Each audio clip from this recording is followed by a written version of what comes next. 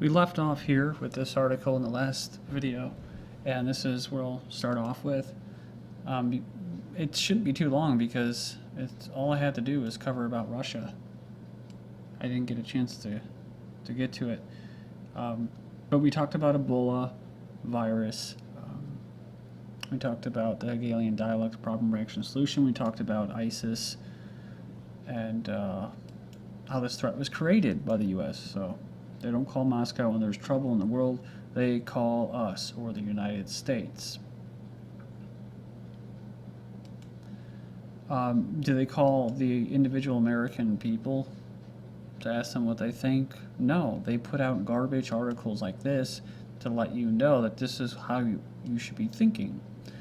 These policies, they may have a good spin on them, and I'm sure Obama has his own person that tells him how to use body language to manipulate people, and what color tie and stuff to wear to get a certain emotion across. But all of these policies are written in closed doors by, quote, experts. Usually it's economically based, and they sell it as an emotionally driven campaign, a humanitarian campaign. And most of these people who get emotionally involved, either physically or just intellectually or emotionally, they have nothing to gain from this crisis, engineered crisis. Now, whatever happens between Russia and NATO countries, we really shouldn't care as individuals. You personally, your family, your city, your county, your state. You shouldn't care about them fighting it out, duking it out, using Ukrainian people as ground zero for this operation, this economic warfare. But it does exist nonetheless, right? That this is an economic war is taking place. But it's at least better to know about that and call a spade instead of just saying that this is some kind of political crisis and stuff like that. Oppressing human rights. The ultimate favorite that think tanks, policymakers like to use as an excuse or pretext, like they are with the Ebola in Africa. So talking about civilian casualties and Barack Obama, women and children in Syria and Iraq are a subhuman species. As reported by Yahoo News, the White House has acknowledged for the first time that strict standards that President Obama imposed last year to prevent civilian deaths from U.S. drone strikes will not apply to U.S. military operations in Syria and Iraq. The White House confirmed that this new looser policy came in response to questions about reports that many civilians, including women and young children, were killed when a Tomahawk missile struck the village of Kafir in Syria's province on the morning of September 23rd. They don't call Moscow when there's trouble in the world. Dozens of children fear death after being injected with tainted measles vaccine in Syria. So this WHO program has been suspended after reports that up to 36 children have died after receiving the vaccine. Russian foreign minister basically slammed the U.S. and NATO. He blamed the Ukraine crisis on Western Baku. We've probably heard this 100 times, but this came out September 27, 2014. So he accused them of being unable to change their Cold War genetic code and saying the United States must abandon its claims to eternal uniqueness. They don't call Moscow when there's trouble in the world. Genetic code. Maybe he's talking about something like this. Putin giving a speech at some library. Putin, the first Soviet, was mostly Jewish, 80 to 85%.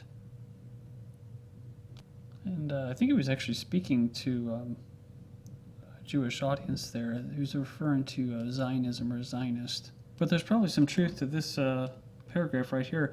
It says that Putin has the same sentiment, anti-Western stance, that he's riding a wave of popularity at home with his neo-nationalist rhetoric and policies. So, again, this is just it's a similar type thing as far as the average person not really winning, and people just playing off rhetoric like that, us and them and the bad guys.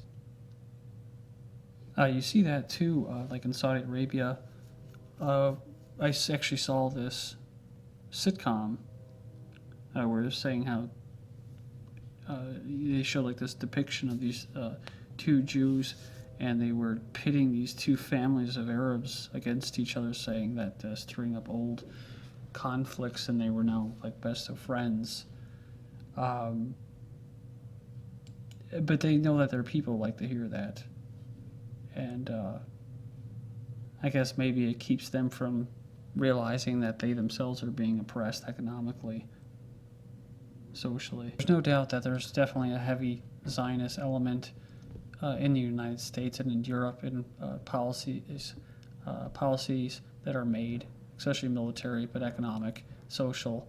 But if people are going to allow this to take place, then you can't just blame them for all the effects, the side effects of these policies.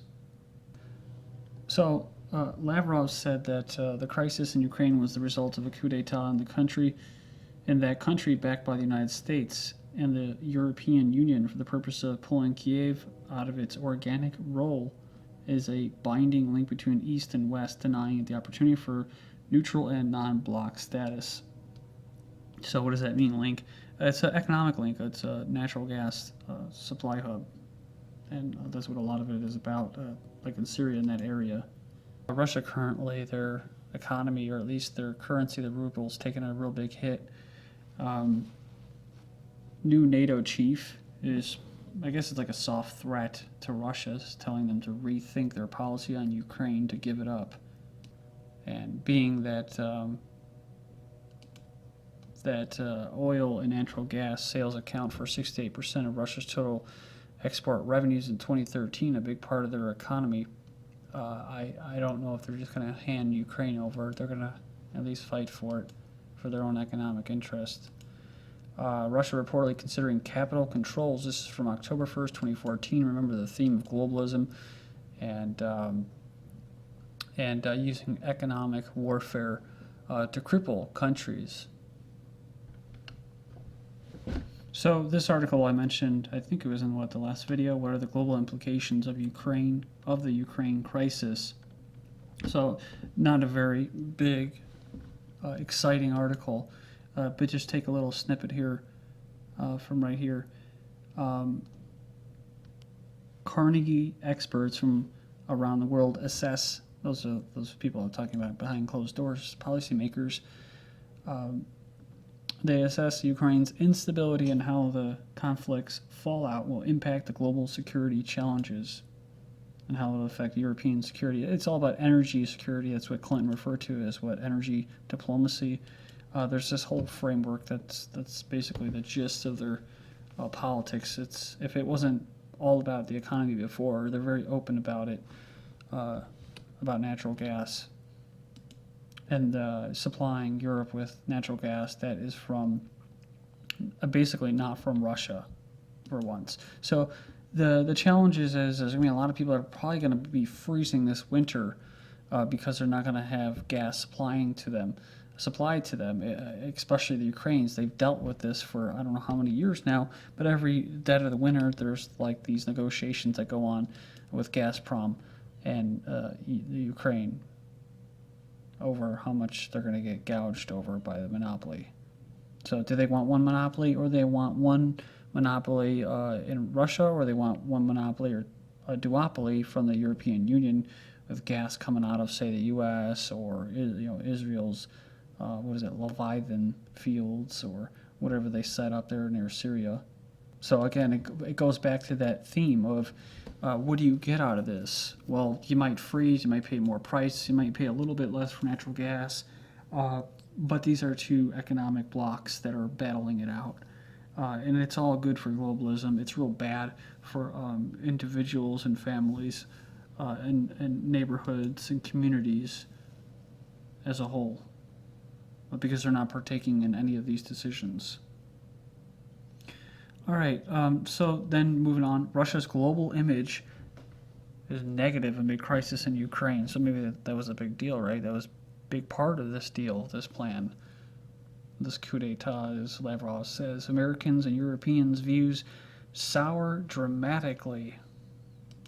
So I gotta hate Russia, right? And they were building that up too, just like the ISIS threat, the enemy.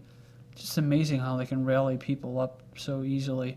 I mentioned that before, that the ISIS was actually surprised at how fast the U.S. media was able to mobilize the American public. Not actually they have to do anything, but just as far as engineering their consent to support a war against them. So the U.S., in trying to overthrow their old assets like Gaddafi or Saddam, or like now Syria, and trying to get that regime change going according to think tanks, the fallout of that is they created ISIS. So, they funneled money to them. They got weapons, they got training. These are battle-hardened soldiers, and now they're being emigrated voluntarily to a neighborhood near you. But until then, they're going to be wreaking havoc and beheading people, and a lot of this is because of consolidation of power and wealth, and those that were able to have a little bit of wealth to maintain rule over those certain places, whether it was Iraq, Syria, and Lebanon, or what have you, they were able to get in the cut, and that's what kind of Putin represents, to be able to, we'll run this part of the world, and we'll get our cut, and if we have to oppress our people, we'll do it. But none of these Western-style globalists, they're saying, no, we want more for ourselves and less for you. So we're talking about economic warfare between two economic blocs. We have this article from the 1st of October, Russia reportedly considering capital controls. I didn't really know what the hell that meant, but this is from Cryptagon and Bloomberg. Bloomberg rumors, maybe something or nothing. However, a month ago, they suggested the following to a family member with a Russian girlfriend. Quote, I'd seriously consider getting her and her money out of there ASAP. You wouldn't want to be in Putin land or holding Putin bucks if this thing gets any worse. According to Bloomberg, now so much money is leaving Russia that its central bank is considering temporary capital controls, according to two officials with direct knowledge in the discussions. Russia completes ratification of Eurasian Economic Union as Putin signs it into law. This is just, I think today, or yesterday. So, including Belarus and Kazakhstan. You have Russian oil production near record with sanctions yet to bite. Russian oil output rose near a post-Soviet record last month, a sign the biggest source of revenue for Putin's government has yet to be eroded by the U.S. and European sanctions. As far as socially, that Western system, they try to champion social rights and social freedoms, and in a way you can, right? So they have social freedoms, but just so long as they're authorized, right? Only certain social freedoms. You can't say this, you can't do that, unless it's approved by these cultural engineers. And that's what Putin represents. That's why he's against homosexuality. Him personally, maybe he doesn't, but he knows that his people, don't support that, and that they're still kind of based in Orthodox Christianity and that. So in order to maintain power, whatever economic interests he represents, they're going to at least put out that rhetoric, or they're not going to allow it in their society. So he does kind of represent a different type of system, maybe an older version of what we have now.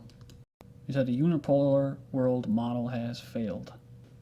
He says peoples and countries express their determination to choose their destiny on their own.